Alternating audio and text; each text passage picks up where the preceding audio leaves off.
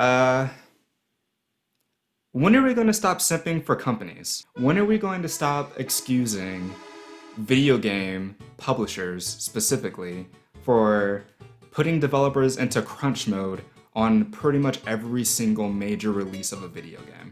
Just because we like the game and just because we like the developer. I'm talking about Cyberpunk 2077 today, and I'm talking about CD Projekt Red, which gamers adore.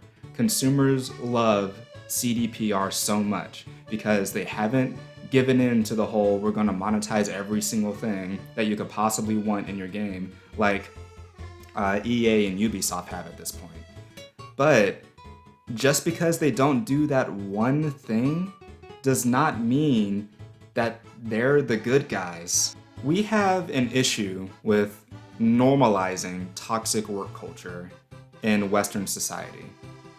We have an issue with believing that people who don't want to work more than 40 hours a week are lazy, and that working overtime like almost every single day of every single week of your life is somehow something to be praised. And it's like, yeah, there are some people who genuinely like to do that, but studies have actually shown that for the vast majority of us, that's not a healthy way to live. There's no way that you can work at your job for like 14 hours a day every single day and actually have a healthy work-life balance. And yet, we take it as like a given for game developers. We are so used to crunch being the regular thing in every single like big budget game that comes out. And we just stop caring after a while because we've normalized it. What's funny to me in particular is the way that people are defending stuff like this. There is a meme floating around that says Cyberpunk 2077 has so many bugs at launch, and then it lists a whole bunch of games that were also really buggy at launch. And somehow people are using that as a defense for 2077. I don't think that's how a compelling argument works. I don't think you saying all these other people are doing it, so it's okay that they're doing it, is the play here. Also, if you look into the list of games that are put next to Will Smith right there doing his amazing pose, you'll kind of notice a trend as you go down that list. You'll notice that it lists in order a game by Bethesda, Studio Wildcard, Rockstar, EA, EA again, Rockstar again, Bethesda again, Activision, Hello Games, 2K Games, EA again.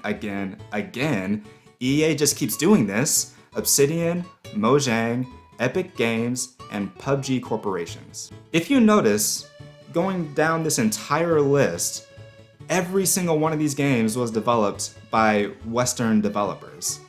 The only kind of murky one is PUBG, because PUBG was bought by a South Korean company. But if you look at all the rest of these games, Bethesda, Studio Wildcard, Rockstar, EA, Activision, Hello Games, 2K Games, Obsidian, Mojang, and Epic, they're all Western studios.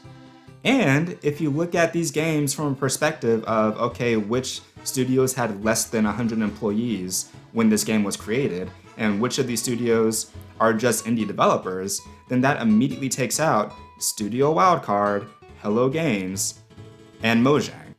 All these other studios are much bigger, and they are much more rampant with bugs and issues in their games.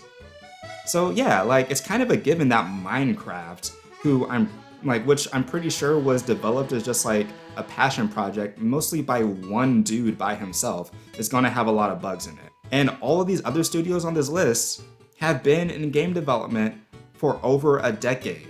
Like at this point, if you started a decade ago, then you're brand new. All of these studios have been around since like the 90s, dude. Why is this still a regular thing that happens in all of their games? So you could also point to, oh, well, every game has to be like huge and open world and realistic and have all these mechanics happening all the time because, that's what players demand. Who is demanding this? Who is demanding that we have open world games that are only bigger and bigger and bigger? Who's demanding for the hyper realism of Red Dead Redemption 2 Look at some of the most popular games to come out in recent years, Minecraft being one of them. Yes, it's a huge open world game, but it's also procedurally generated, and everything is made out of blocks. One of the most popular games from this year was Hades. It is a 2D game with a host of characters that doesn't go any higher than I want to say 40. There are so many games that exist that don't have to rely on being huge and being open world and sprawling and having all these mechanics to be widely loved. Freaking Shovel Knight. Shovel Knight is a 2D side-scrolling platformer. We have one of the most popular games of all time, Undertale. There is no reason that every single game needs to be as big as these games that are constantly being pushed out by these companies just because the companies keep saying that they need to be pushed out. We're not demanding for that to happen because it's like every other game that comes out is that. At some point we get kind of bored of it, you know?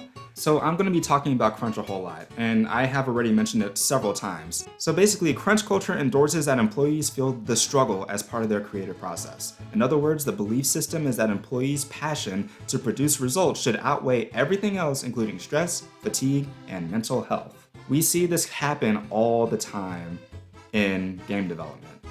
And it happens in a lot of very insidious ways. The way that publishers would like to make you think crunch just kind of happens is that the people working on the game are just so passionate that they realize that they need to reach a goal and that they're just not quite at the goal yet. So people are staying in late and putting in those man hours and just doing the work that needs to get done to, have the game be shipped out. They don't really talk about how it is, in most cases, considered to be mandatory. And yes, it is mandatory because if it wasn't, then people wouldn't be in fear of losing their jobs if they don't choose to participate in it. And it is always expected.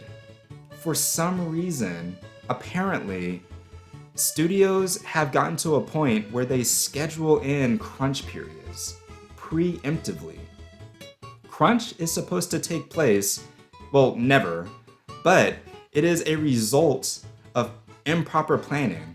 It's a result of putting too much on the plate for the developers to reasonably handle in a sufficient amount of time. So you're forcing them to make up for what could have been 2 years worth of steady work and development and shoving it into half a year. Apparently, according to one of the developers on Grand Theft Auto 5, every single time that game got delayed, that meant 6 more months of working overtime. That is a year and a half of extra overtime because that game kept getting delayed by 6 months. What kind of culture is this? How can we defend things like this? And the game like CD Projekt Red releasing a game that's buggy is just a symptom of the fact that they push their workers to do this. They push their workers into going overtime. They push their workers into all this crunch because they were trying to do too many things with their game and they didn't give themselves enough time to do it. And even after delays, this is a game that released in December that was originally slated to release all the way back at the beginning of the year. And was also slated to release originally on the PS4 and the Xbox One. Neither of those systems can apparently run the game nearly as well as what was intended to happen.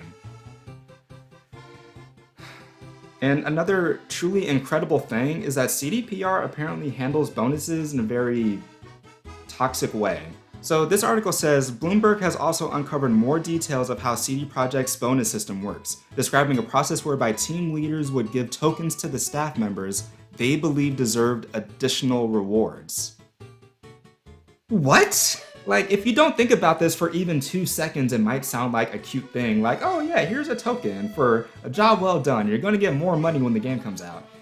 Do you not realize that that causes so much opportunity for abuse and stress to arise that it would incentivize employees to stay in even more and work even harder for even longer just to get an appreciation token from their boss? Like, don't you realize that this is going to only make matters worse by causing people to become more stressed out? Because if they see their fellow employees getting tokens, they feel like they're not doing a good enough job, so they wind up staying in for like overtime on top of their overtime. Maybe they were working 10 hours before, so now they're working 12. 12 wasn't enough, now they're putting in 14. Like, this is such a way to cause a slippery slope effect of having your workers trying to one-up each other all the time in an environment where you're already asking them to do more than they were told that they were going to have to do. Hey, future me here. I just wanted to say that in this next part, I talk about Nintendo a lot, but I preface my talk about Nintendo by saying that I can't think of any other Eastern developers at the moment. It's because I blacked out and I literally was not thinking.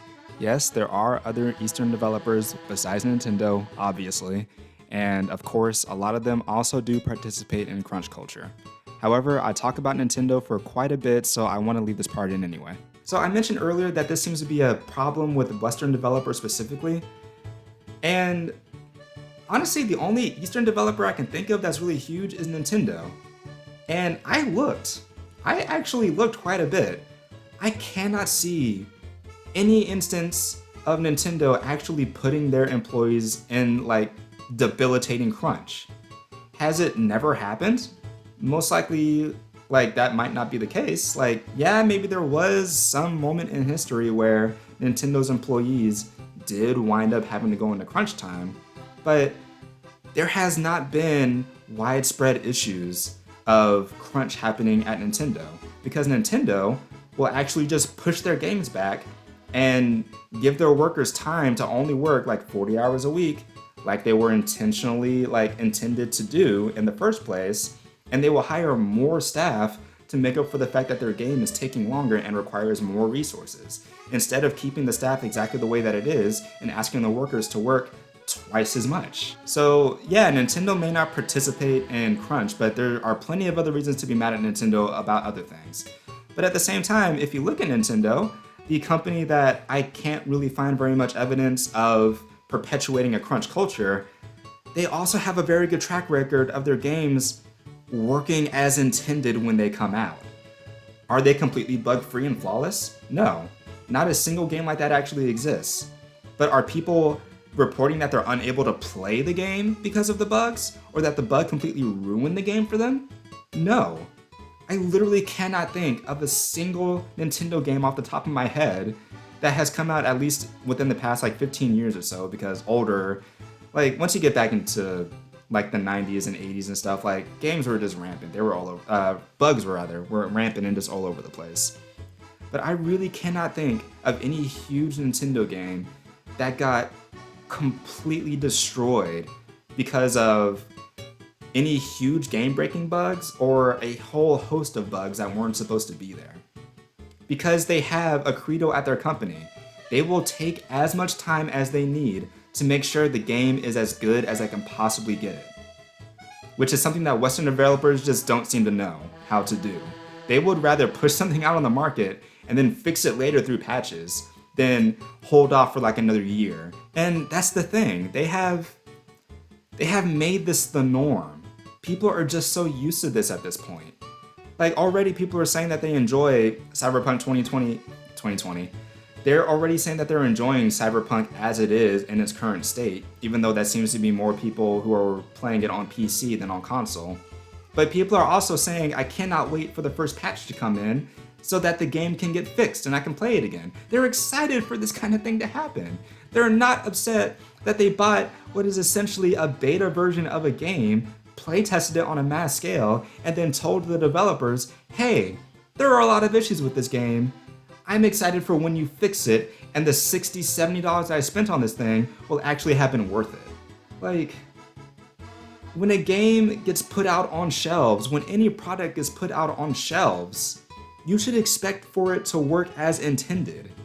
You should not, in any circumstance, go back to the people who made the thing and be like, oh, my bed leg actually just broke after about 3 days. I'm really looking forward to you just replacing that, and I look forward to buying more of your beds, even though I'm pretty sure the legs are just gonna keep breaking. I don't know, man. This is just so weird. I don't understand how the gaming industry is able to get away with this for so long.